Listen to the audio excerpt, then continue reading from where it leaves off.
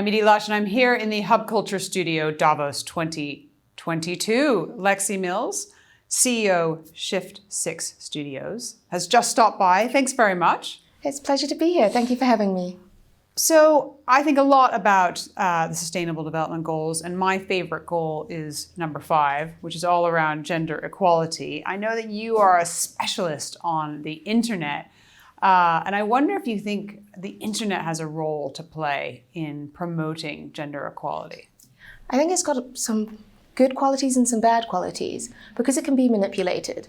So people can imply that they are more gender diverse than they actually are, which disincentivizes them from actually taking action. But on the flip side, I often wonder if there's more equality and great actions happening in this area that isn't floating to the top of the internet because of the way the algorithms work, and there isn't the investment into SEO on that side. Wait, let's just zoom in on that. So there isn't as much gender equality because the internet, the algorithms push men to the top of searches?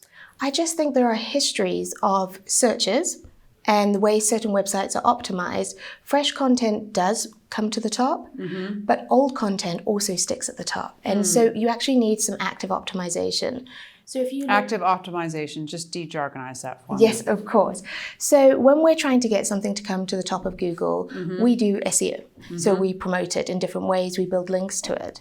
Now, if we look at certain things like pilot job, and you click images, a lot of the time you'll see a lot of men. Yeah. Because historically it was a lot of men. And it takes a while to get photos, to get those uploaded to websites, to get them tagged so that they start to infiltrate. Can I ask, is it actually a lot of white men to the photos? They've changed over Okay, all right. So we've years. at least done a little bit more on the diversity front, not necessarily in gender. Okay. But if people can't see themselves in an industry, they're less likely to go forward into it. And see themselves in it and be in it. Yes, and the question is, do we look at these search results and say this is now a metric of progress and we watch how they change over time? Or do we actively alter them so that we're starting to create the world we want to live in so that people can see themselves in it and step into it more? So I would say yes, right?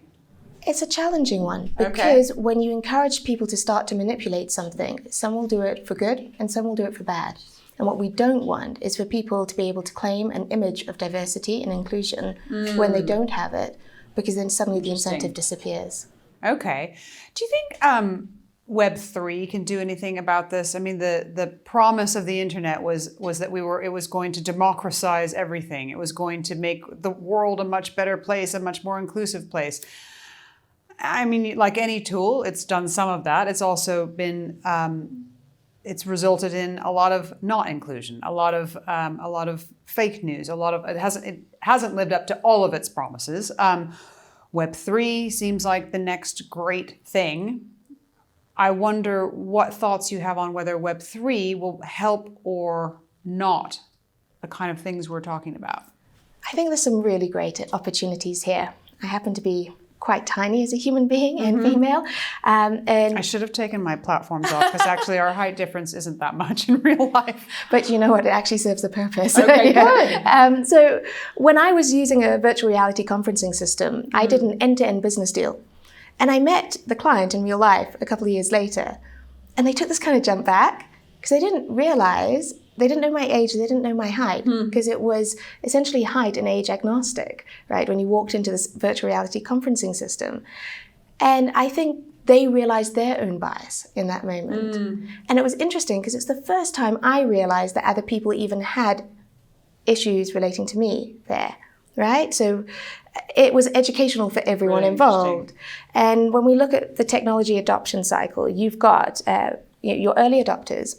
Then you've got this phase here, which is your sort of beginnings, the growing of the early adopters. So often when we're trying to campaign for change, we target people who have complete opposite views. But in my view, when it comes to diversity and inclusion, we should be looking at the accidental bias. And if we can switch that, we actually start to get to a critical mass that can push the others. And I think virtual reality and a lot of the Web3 opportunities that are being presented could really significantly accelerate that, which is kind of exciting. Really interesting, Lexi. Thank you so much for stopping by the Hub Culture Studio here in Davos, and I'm Edie Lush. Thank you.